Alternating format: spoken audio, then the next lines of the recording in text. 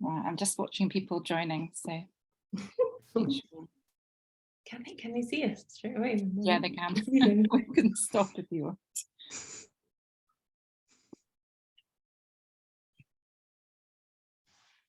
Hello, everyone. I think everyone's joining at the moment, so I'll just give people a couple of minutes or a minute or so. And while we're here, I'll just introduce you to Lucas Maxwell, who will be interviewing Anna tonight. And Lucas has been a champion of Maggie Blue since the beginning, which is amazing. And Lucas was actually one of the Costa judges. He was also School Librarian of the Year. When were you School Librarian of the Year, Lucas? Was that 2017? So I'm not sure if I can still claim that or not, but anyway. I think you can claim that for forever, can't you? I can't take that away from you. True. Absolutely not. And of course we have, I think I'll get going now, so so we have Anna Goodall here, and thank you and welcome to everybody on this very dark and stormy night from here in Oxford. I don't know what it's like in the rest of the country, but it's pretty horrible here. So it's lovely to be here talking to Anna and Lucas and talking at a virtual event to celebrate the publication of the wonderful second book in the Maggie Blue trilogy. Maggie Blue and the White Crow, published in hardback this month, and we'll be publishing it in paperback in September. And it's the second book in the trilogy, which began with Maggie Blue and the Dark World, which, as I'm sure many of you know, was shortlisted for the Costa Children's Book Award. Sadly, the very last award that there was, the Costa. It was also shortlisted for the Sheffield Book Award, nominated for the Carnegie, longlisted for the Branford Bowes. It was the Amazing Book Award, wasn't it? And then the Ali Pali, many shortlists. Anna, it's done absolutely amazingly. We have this wonderful Sandra Diekman covers as well. So thank you so much to Sandra for the beautiful look of this series. They really are wonderful. And we are very lucky to have some exclusive prints of the second book cover. And I'm going to draw out of a hat 5 names. So whoever wins this, I'll announce at the end of the session. So please do email me. I'll put my email in the chat, and please do email me with your address if your name is called out. So without further ado, I will pass over to Lucas. Lucas is going to have a conversation with Anna about the book and the series, and we'll have some readings from Anna as well. So thank you so much all for being here.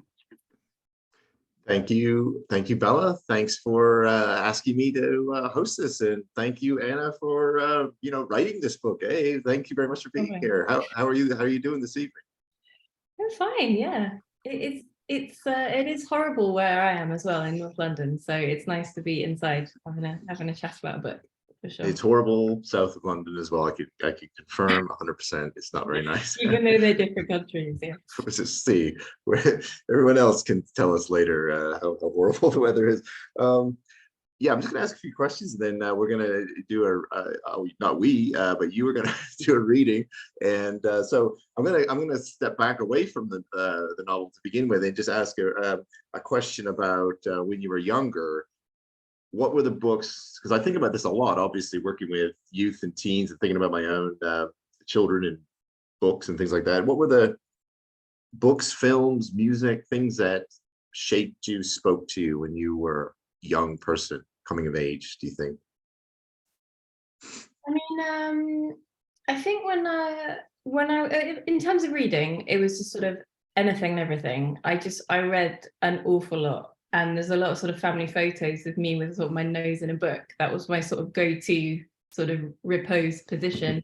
And I think I just read so much stuff. So I did read a lot of dark stuff, because I know people wonder about why are your books so dark? You have such a cheerful personality. But so I read stuff like The Dark is Rising, like the Susan Cooper, like 5 or 6 books, I think. A lot of Alan Garner, which I actually think I quite like to read again, because genuinely some of these books are so strange and weird. And John Wyndham, who I always rant on about, so I'm not going to start, but very obsessed with John Wyndham. But then I read stuff like, I don't know, Adrian Mole, and I was thinking about this book, Henry's Leg, the other day. I don't know if anyone remembers that. I don't know that. Obscure. And I tried to find it and I couldn't find it. So, and like Anne of Green Gables and Ballet Shoes and The Animals of Farthingwood, Narnia, just everything basically.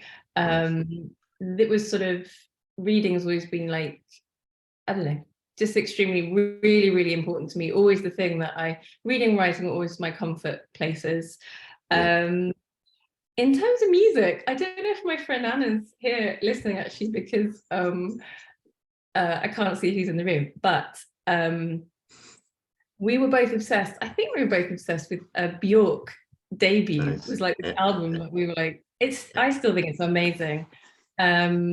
And also had a really odd soft spot for like Gloria Stefan. Yay, Anna is here. Hi. Anna's here, yeah, she's just raised her hand. Which is weird. I mean, Gloria Stefan, that's not a good one. It's just really odd. I really like that. And also REM I was obsessed with. Radiohead, Nirvana, all that kind of classic stuff. But then I also played classical music. So I was always playing and listening to classical music as well. So cool. Film, I never went to cinema when I was a kid, really. It's so strange. I think me and my brother, who also may be here, we used to think that You Only Live Twice, the James Bond film, was like the height of sophisticated cinema. You know, I think we had it on a video. But I wouldn't like to watch it. I mean, especially with the Sean Connery revelations. But I didn't know anything about that at the time, and I thought that was amazing. But my cinematic knowledge was very poor. But yeah, interesting. Very poor. So yeah, mostly books. I would say mostly books. Have you recently listened to the Dark is Rising radio play that they had over Christmas? No, I haven't. Oh, it's on the BBC. Oh, that's cool. Anyway, that's a side, but I listened to it with my. Yeah, it was good. It was like a radio play on the BBC.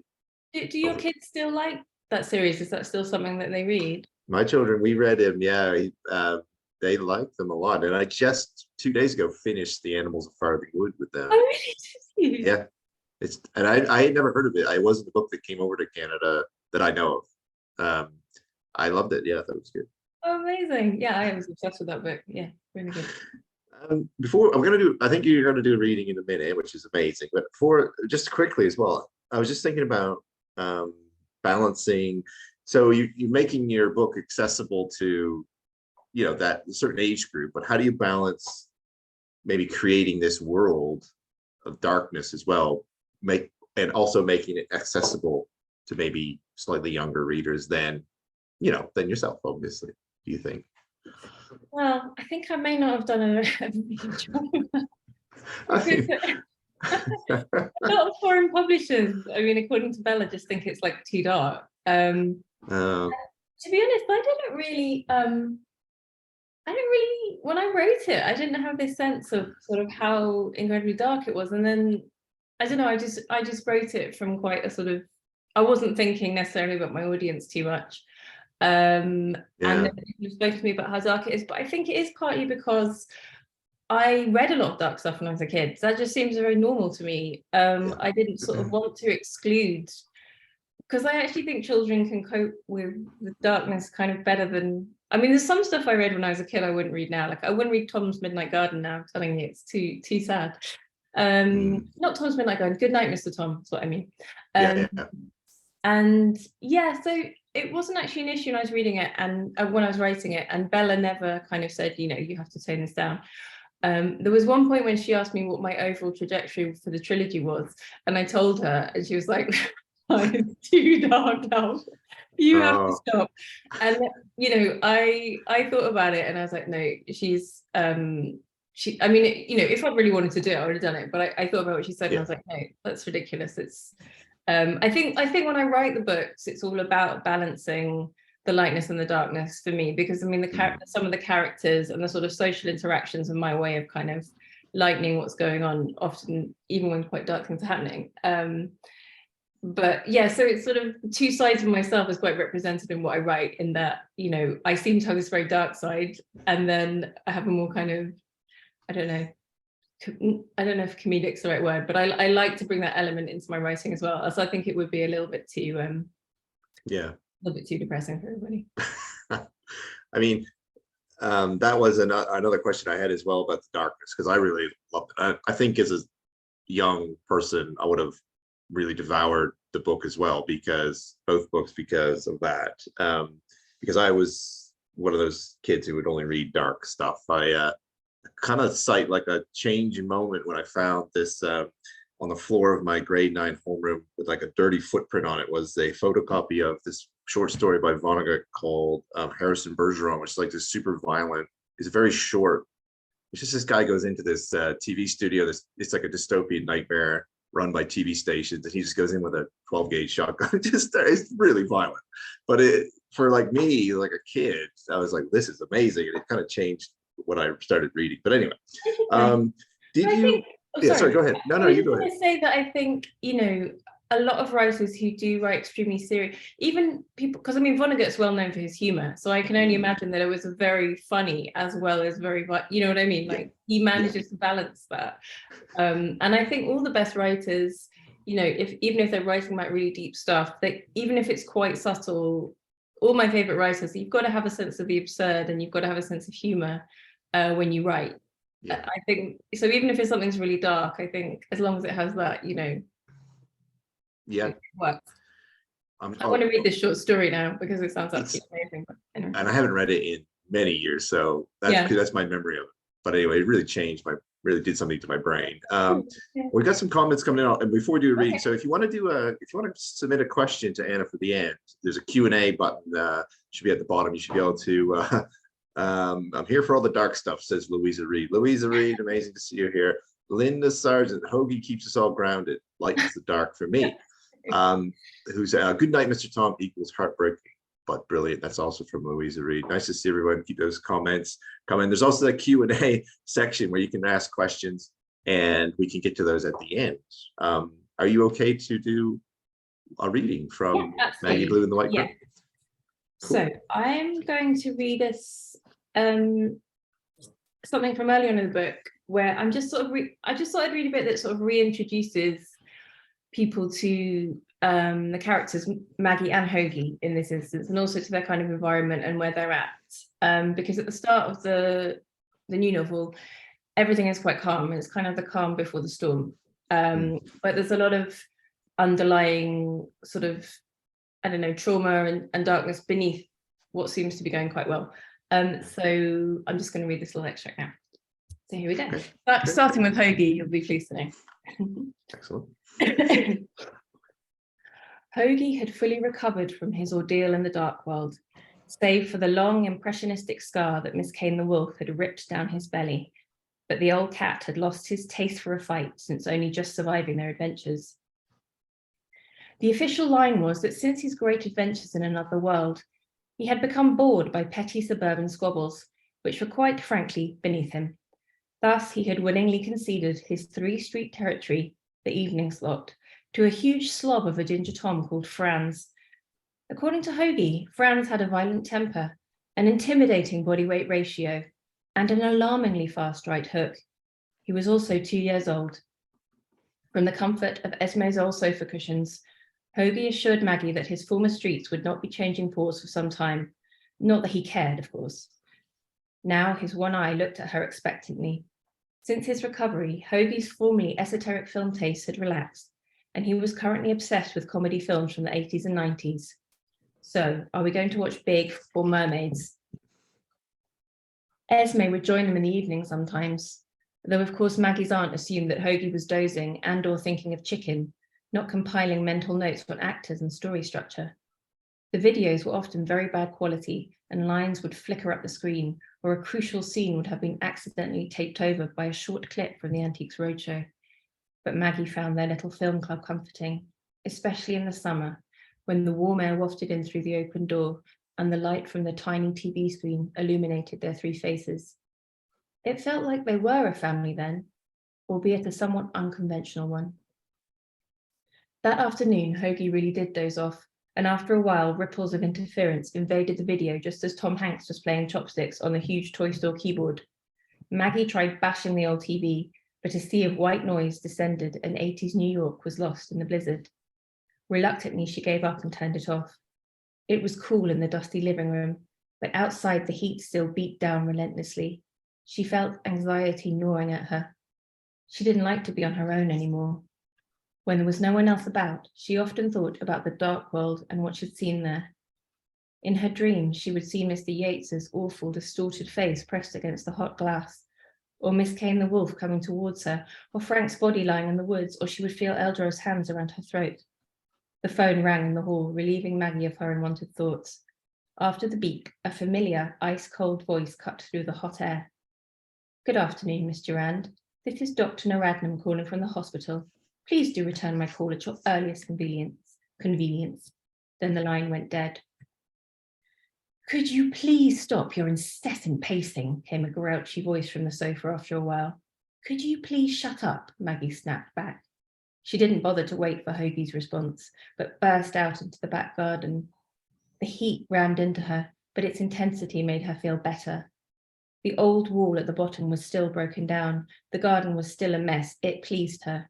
She walked down and sat on the crumbling pinkish bricks and felt her skin prickling in the sun. This was the other thing she tried not to think about. Her mum. She was still in hospital. Maggie could feel her nose beginning to burn, so she got up and walked back inside. She needed to pull herself together and stop thinking about the past. The truth was that in so many ways, her life had never been better. She had friends and a sort of family, and best of all, she was free. Nothing had happened since her dramatic escape with Ida and Hoagy. The dark world had let her go forever. Thank you. Thank you very much for that. A lot of film references for someone who's never seen movies. Well, I've kind of made up for my barren cinematic childhood. That's great.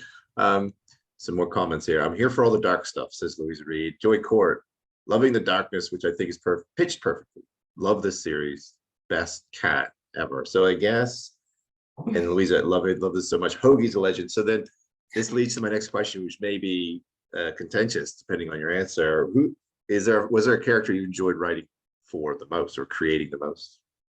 A character in these series? Well, I think,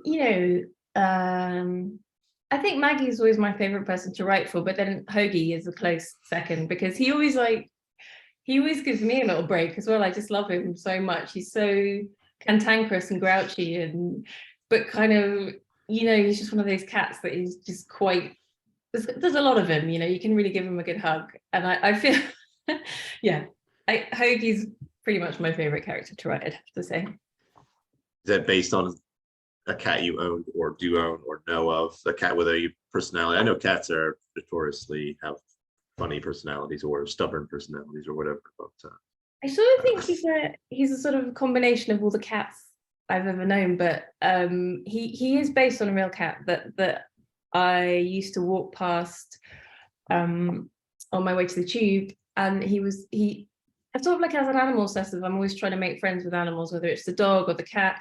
And I was like, every day I was like, come here, baby, come. And he just stood there, and he had one eye and he was all battered. And I got slightly obsessed with him. And then one day his owner was there and she said, he's deaf and blind and he's much too scared anyway, even if he could hear you, to come and say hi. But she told me he was called Hoagy, named after a jazz musician called Hoagy Carmichael, because the lady was a jazz singer. So that's where I got the name and the one eye and the sort of, he looked like he'd been in a lot of fights in his time. So the sort of basic inspiration came from one cat. And then there's a lot of other cat experiences that filter into the Hoagy personality. Sorry, how old were you when you were trying to, when you were always trying to talk to, not talk, but be with cat, animals? No, talk. Oh, but ever since I was a kid, I'm still the same, nothing's changed. Why is that, do you think?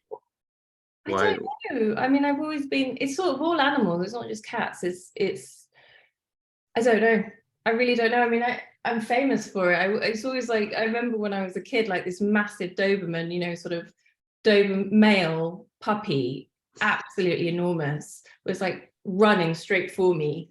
And the owner in the background was screaming. And I was just yeah, I just don't really have any fear, or I just want to communicate. So I don't know where it comes from, because no one in my family is really like that. I don't know what it is, but anyway. Somebody has said, based on what I said about cats, my cat has offended Lucas. I've never owned a cat. That came through very clear that I've never owned a cat based on my rambling about how cats act. Not ours, not our old cat. Socks. Socks the cat we're having a discussion about, which is good. Socks, the unpredictable cat. Yeah. Okay. What are you hoping that what are you hoping that younger readers will take or get from your books, if anything? I'm not saying you have to have like a specific message or anything, but did you have something in mind, like, oh, I really hope that they at least get this out of it, theme wise?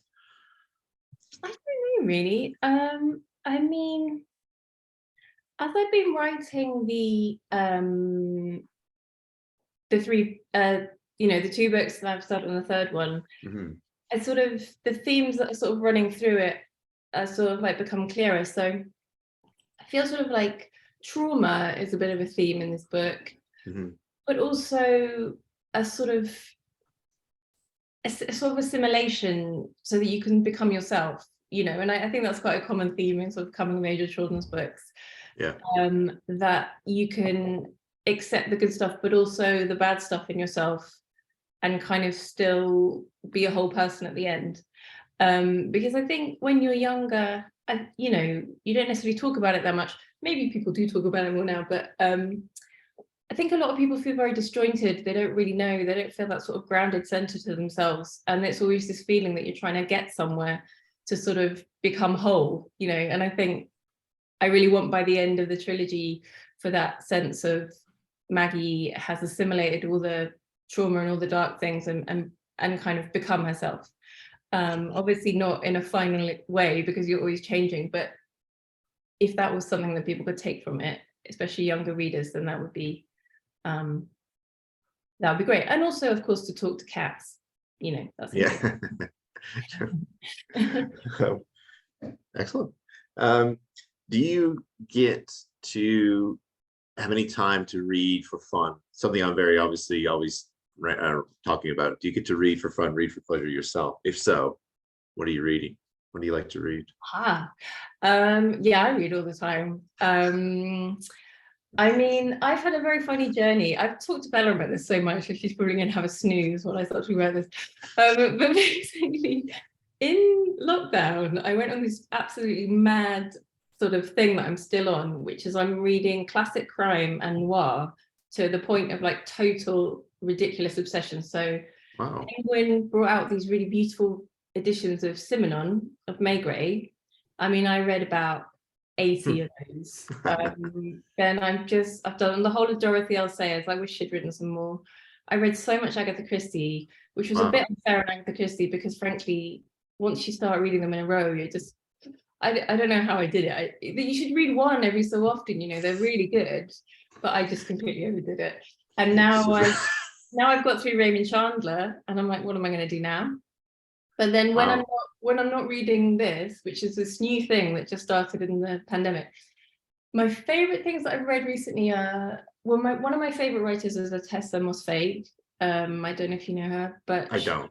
She's probably best for this book called My Year of Rest and Relaxation, which is an absolute classic. Very, very dark, but very, very funny book. And she's a very dark and very funny writer.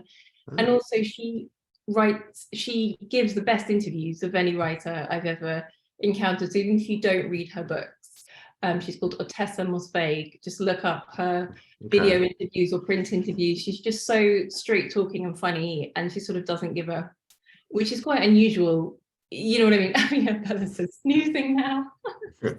And then also, what else have I been reading? Oh yeah, I really, really love this book called The Naked Singularity, which is this huge kind of maximalist, sort of raw, radical book by a real defense lawyer in New York. And it's absolutely brilliant. And it just, I think basically the only things I read at the moment are either things that I really feel like are pushing and are really written by brilliant, brilliant minds, or I'm reading noir and classic crime. And there's like absolutely nothing in between. And that's where I'm at. And I don't know why. I don't know why. But that's the truth. For some reason, I thought you couldn't see the chat. Sorry for reading it to you as if you were, I didn't need to be. I was going to ask, what do you think that is about the noir? Because it's not something I've got into a lot. I find Agatha Christie, I know we're like really bashing Agatha Christie right now, but I don't find it as, but I don't know. I'm sure I would love it. But what do you know why you became hooked on it? I think I turned to Agatha out of a slight desperation because I knew she'd written so many books. I was like, oh, I can really tap this scene for a while. But it was just like, I mean, some of them are better than others, and it's the sort of thing that actually, if you read one occasionally, some of them have sort of got some fairly more radical ideas than you might think, and all the rest of it. But it is exhausting reading them one after the other. I really don't know why I did it. It's just weird. Yeah. I used to pick the book up at night and be like, oh God, but it's wow. really weird. Huge endorsements here for yeah, sorry to the Agatha Christie fans out there, but I do kind of love her. But I just don't think you should read 20 in a row. That's all I'm saying. Most authors are like that, you know. But Chandler, I mean, Chandler is a genius. You should definitely read Chandler. Don't worry about others, you know, like he is really, really worth reading. But like the last couple of novels, he sort of goes into this weird, I don't know, I feel like he's getting a divorce or something. He just tips over into slightly weird misogyny sometimes, which he totally avoided before, which is a bit odd. Oh, that's my dog.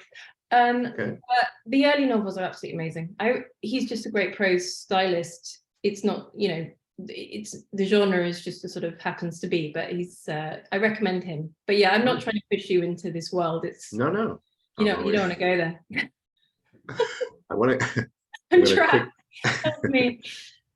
I haven't read Patricia Highsmith either. I see that mentioned in the chat, so I'm not. I don't know.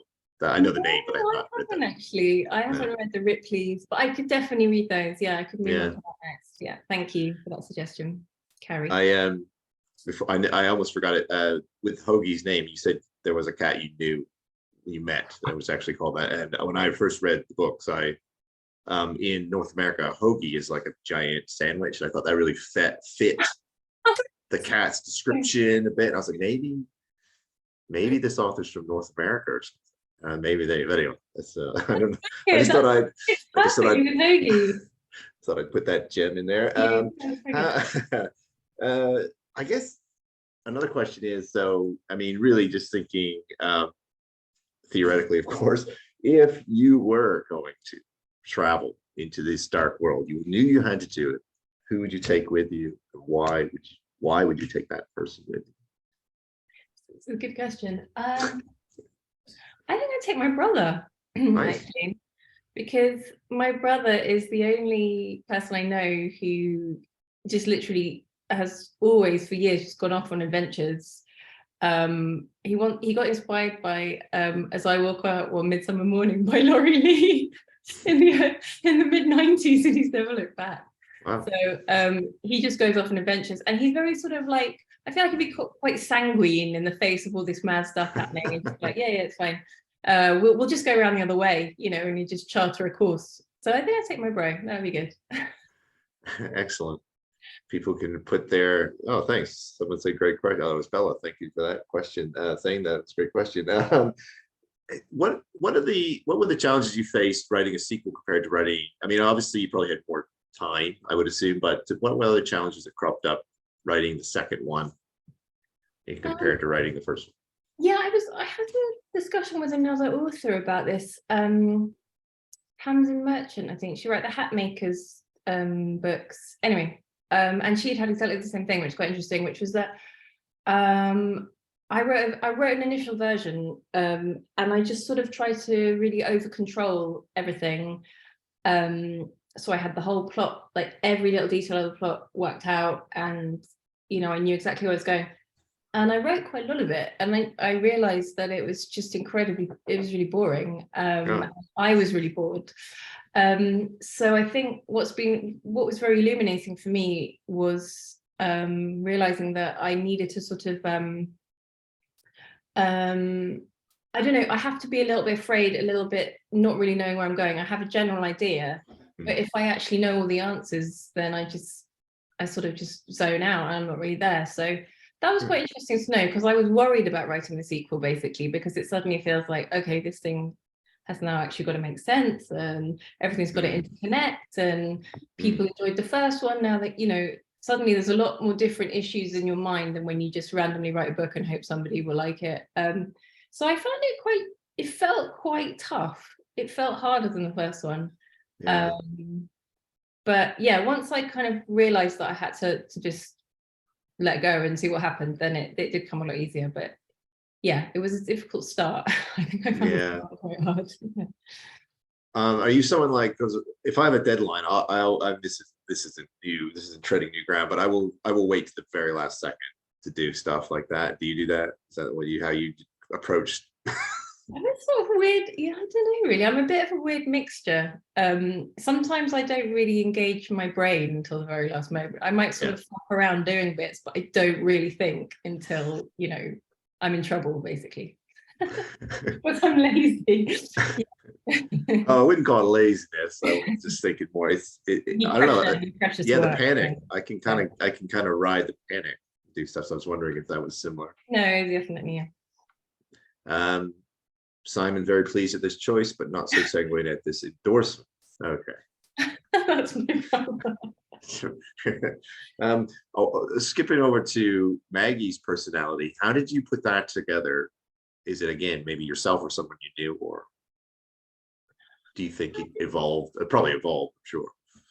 Yeah, it evolved. I mean, I think there's definitely bits of me in Maggie. I think it's a sort of, obviously when you're writing a rising character, they do, you know, I don't like this idea of like the character just takes over when authors say that. I don't know why, it just kind of annoys me, but I sort of know what people mean when they say that, which is that they do acquire this sort of presence. I would like to think of it more as a presence, that you feel that you do know them, even in the areas that you don't necessarily explore them, whatever. So that happens over time, I think. But I think the initial idea of her, certainly, I mean, the sort of, I guess I don't go into it that much in the book, but Maggie is, her shyness and her kind of blushing and awkwardness is something that is very me. That was my experience. But then I think it's more sort of wish fulfillment in that she never lets her shyness kind of stop her. She's quite fiery and bold. And I had that kind of anger. That's another thing, actually. We both are very angry. Or I used to be angry when I was younger. And I think I'm quite interested in the way we think about anger, particularly for female characters, because in my life, I've experienced the fact that anger is, obviously it's a difficult emotion, but it's very unwelcome in women and in girls. And I think actually it's an incredibly common feeling for young people, because you're pretty frustrated a lot of the time. And if you're extremely shy, you're often extremely angry because you're not able to express yourself at any point. You feel that you can't say what you want to say when you want to say it, and that anger kind of channels to other parts. So I think that kind of anger that Maggie has is something that I really relate to, and I actually wanted to express a lot through her, because I don't see that a lot in depictions of people, just like slightly uncomfortable levels of anger and aggression, you know, that you don't normally see. But I think also she's a lot braver than me. I mean, let's be real. If you're writing a fantasy novel, the protagonist's got to be pretty brave. I mean, I would basically have gone, I'm going, at the point where I had to cross it, you know what I mean? You'd be like, Ida's going to be fine. I'm going home. I can't handle this. So she's much braver than me. And you know, I think you do get to have a bit of fun as an author, because often there is a part of you in a character, but then they get to be a lot better than you, and that's quite fun. You sort of live vicariously through them, I think. How did you express your anger then, if you don't mind, when you were younger? If you feel like, if you know, as a girl or female, if you're viewed as angry, you're labeled something. I assume maybe that's where you were going. I don't want to put words in your mouth, but I know from having discussions with people about this myself, and it is interesting. It is interesting. But how did you express it, maybe, as well, when you were young? I mean, I think the problem was I didn't really when I was at school. And then when I was a bit older, in my 20s, I used to express it really in appropriate moments, like in just to random members of the public. For example, if I saw, you know, someone was trying to shortchange an old granny, I'd step in and get really angry, thus upsetting old granny, making the situation worse. And, you know, whenever I saw a sort of a perceived injustice, I used to kind of blow up, you know, have this very, very short fuse. which I just don't have anymore. I mean, I hope. I don't know, my husband and my daughter are probably watching going, "Mm." But yeah, I don't feel that kind of anger. And I think that I don't think it's a gender thing. I think just anyone growing up, you're just struggling. And I've just noticed that it's not that, you know, people just don't really know what to do with you if you're a very angry woman. I think it's more kind of common for men to be able to express that. But it's a difficult emotion. I think whoever it's coming from, it's not an easy thing. But it normally comes from a deep frustration about something else. I mean, you know, we've all been on the road when, you know, someone gives you a piece of their mind, and it's like, it's not really because whatever you did something, it's because it's something else, you know. So anger sort of finds its way like a river and pops out somewhere else. And I'm quite interested in that whole concept in the world, but also especially in kids, because I don't know, I think a lot of kids feel a lot of anger because you sort of can't control your life and you don't know what the hell you're doing. So that's frustrating. Absolutely. When I first became a public librarian in Canada, I was in an area that was kind of had troubled teens dealing with gangs and lots of drugs and stuff in the area, and I was struggling big time. And someone said something to me, this is almost 20 years ago now, and I never forgot it. He said, you have to treat every single one of them like a can of Pepsi that's been like shook up, and just treat it like, if you approach them a certain way, it's just going to open and explode. They've come to you at this level. And you have to be, and I never forgot that you should be. It's just kind of, it changed my whole approach to how I approach them. That one sentence that guy told me. But anyway, because of the anger that these particular teens were dealing with in their lives, and I wasn't really maybe empathetic with that as a very young person just starting out. I didn't know, and I was kind of like not, yeah. So that you just reminded me of that again. But I try to employ that with all the teens that come to the library, because you just don't know what's going on. Yeah, it's true. Yeah. Do you want to do another reading, and then we'll ask another few questions? Yeah, sure. Amazing. Okay, so what I do for the next reading is take us into the dark world, because we spend a lot more time in the dark world in this novel, I think, than the first. Yes, absolutely. And we have other characters that we get to know who are from the dark world. So I just wanted to introduce you to a character called Oz, he's actually Eldro, anyone who read the first book, Eldro's son. And I mean, you'll find out exactly how that happens in the book, but I'll just tell you for now, he's Eldro's son. And he's just in this sort of limbo state. They need to find Maggie before they can be readmitted into the City of Gold, which is the safe place. And so they're sort of hanging out, just figuring out how they're going to find Maggie. And he's very lonely, and he sort of spends his time in the trees. And so this is just a little introduction to him, and also how people in the dark world are kind of viewing Maggie.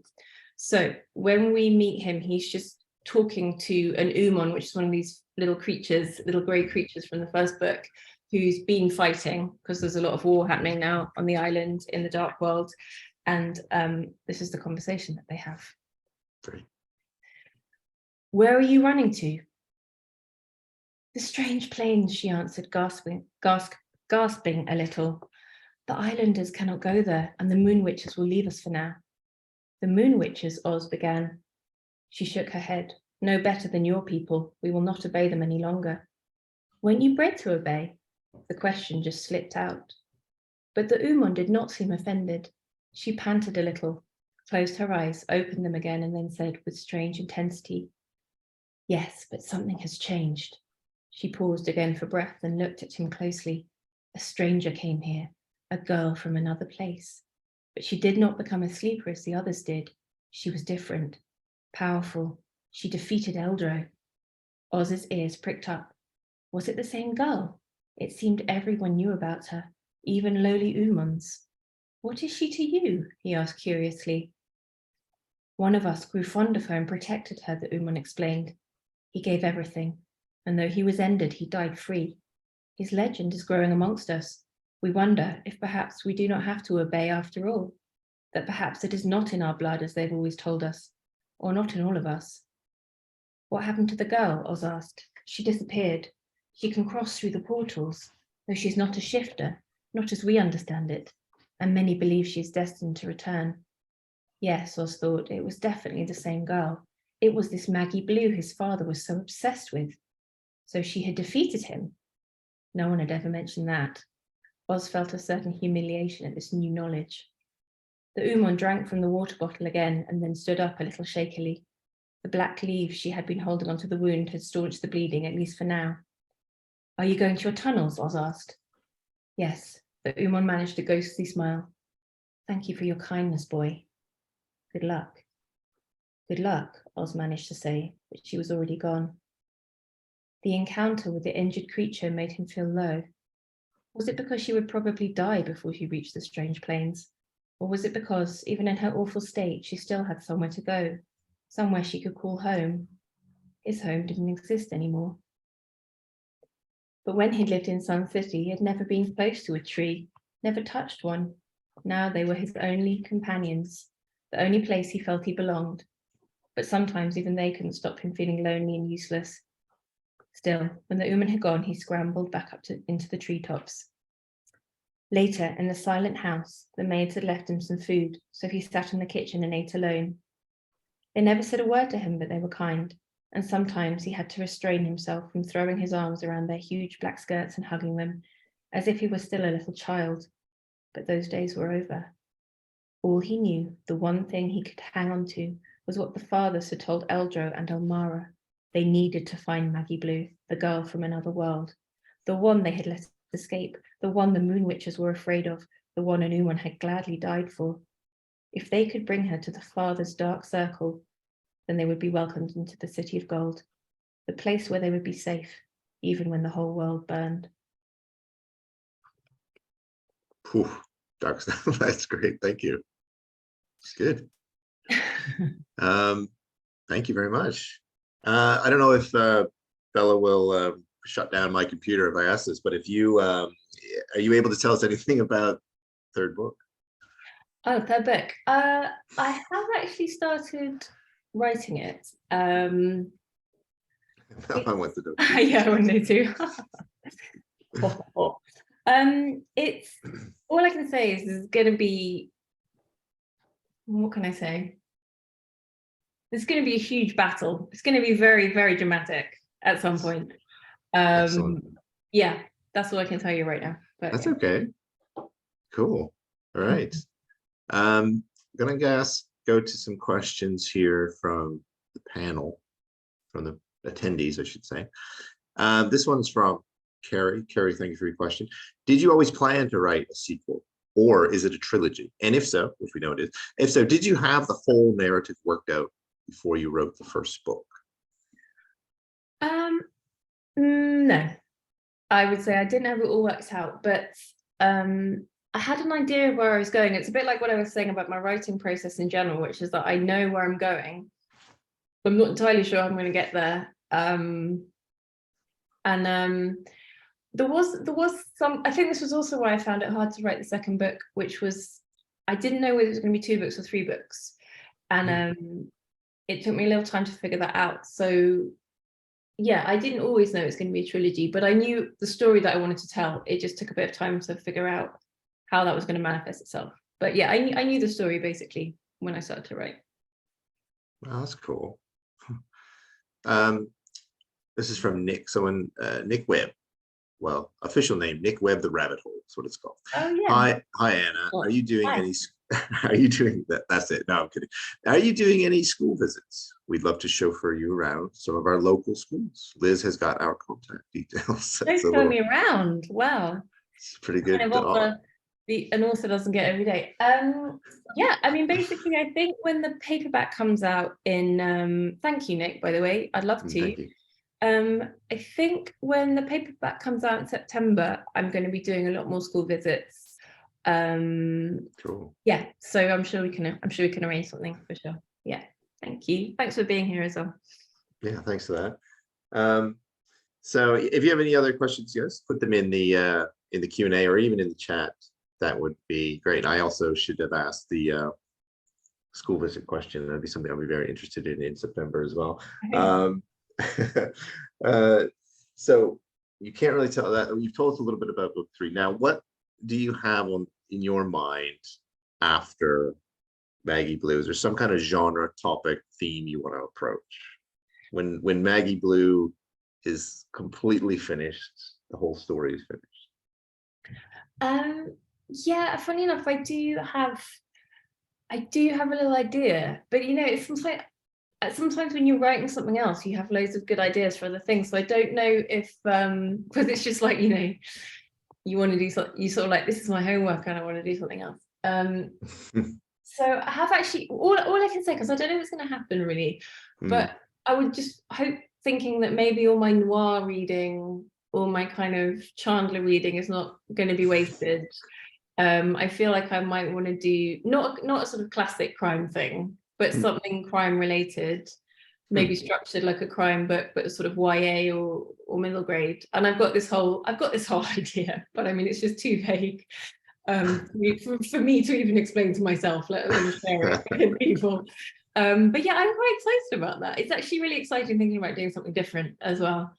So yeah, that little seed has been in my mind. I might do that. Are you someone who has to reach a certain word count every day? I always ask this of authors whenever I speak to them as well. Or do you just? No, I don't really have a very I have a very disciplined approach, which what a shock. But I don't. Yeah, I'm not really into that, because I just think, for me, that wouldn't work. I know for a lot of people it really works, that they just have to get that done. Yeah.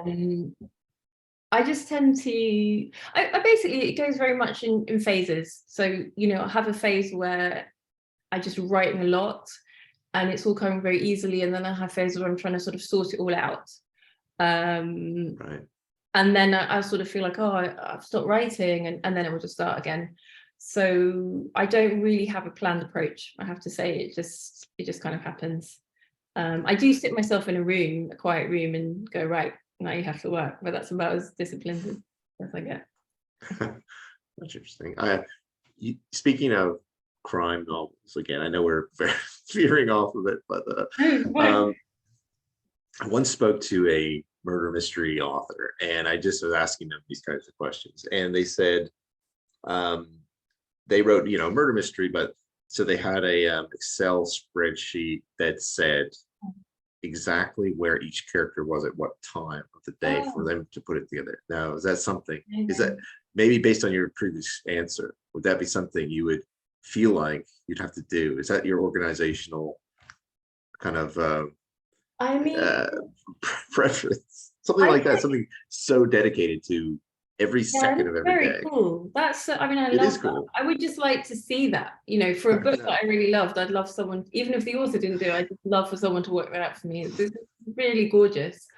But I mean, I think with my kind of crime novel would be intertwined with a sort of like coming of age story. It wouldn't just be a kind of Agatha Christie, Riley. But I do think if you're going to write a crime plot, you have to be very, very in control of it. I mean, you will have to work out exactly what's going to happen on some level, but then hopefully, like, the imaginative bits are going to, you know, because that's how you get those nice surprises, is when you don't plan, is something suddenly comes through or something pops into your head and it all links up in a way that you sort of couldn't.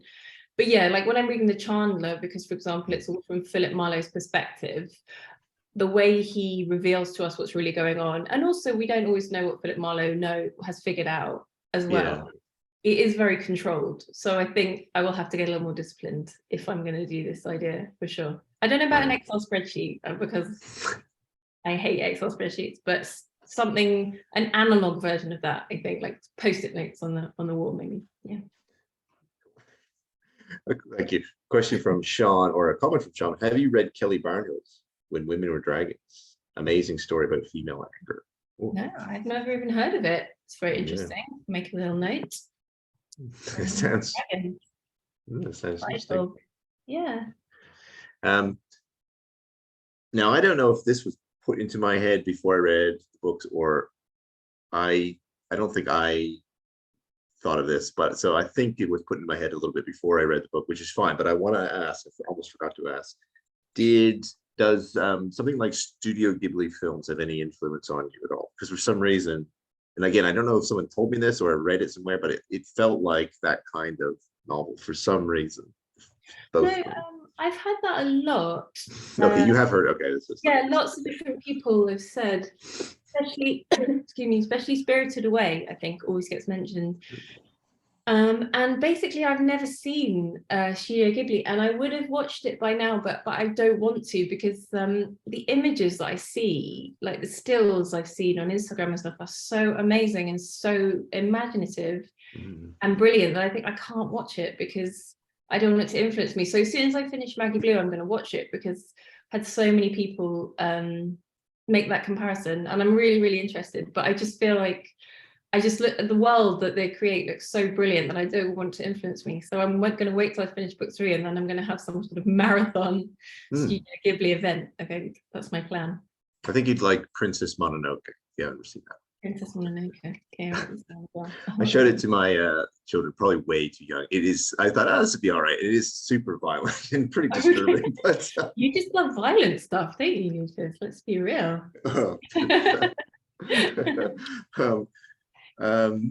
Any other questions from anybody else? Oh, I love your books, especially Hoagy. When reading, I feel like Maggie's my best friend sitting next to me.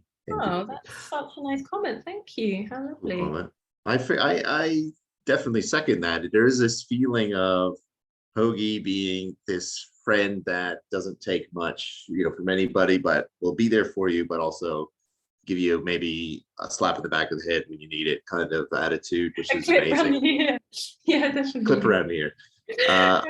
I love that. Yeah, it's very realistic. You're very much sunk into the world.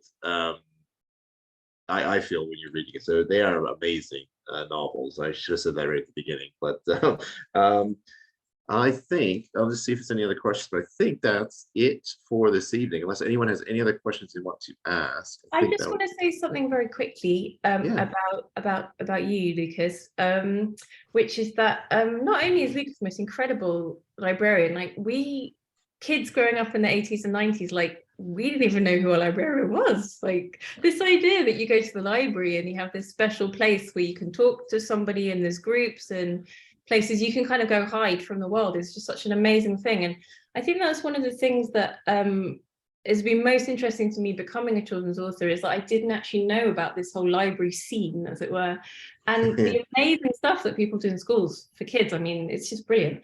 But what I wanted to mention was that Lucas has got his own book out. This is not planned. Oh my goodness. This is a plug, called Let's Roll, and it's about Dungeons and Dragons, because he's a Dungeons and Dragons obsessive, and he plays it in the library and goes and teaches other people how to play it. So I just wanted to mention that because it's very cool. And I just want to say congratulations on your book. Thank you. That's very nice of you. And I should have said, again, terrible host, I should have said congratulations to you on this, because it is an amazing novel. That's really kind of you. Thank you so much. Oh, another question. I love your TikTok videos. Any more plans? There we go. That's from my friend Anna.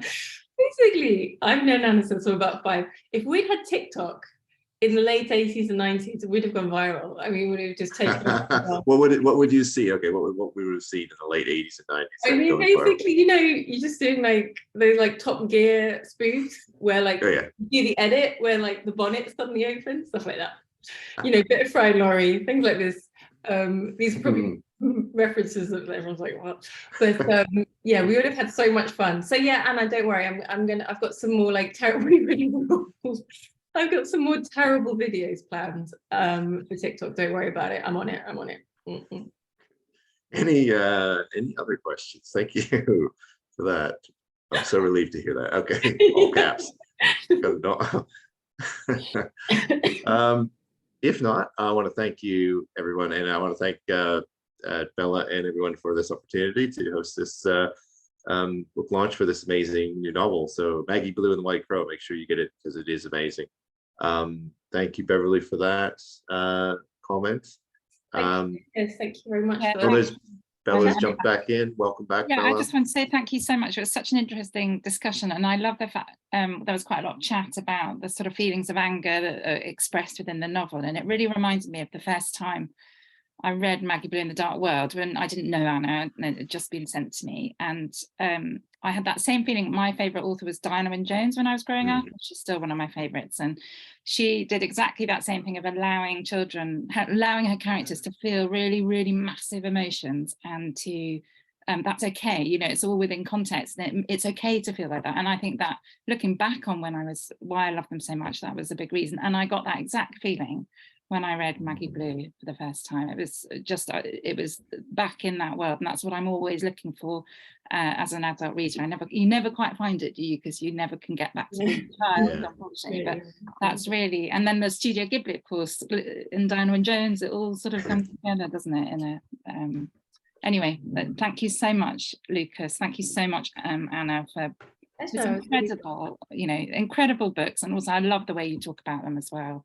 I think, yeah, I could listen to you for hours, and I was only joking about the snooze, about your make-way obsession.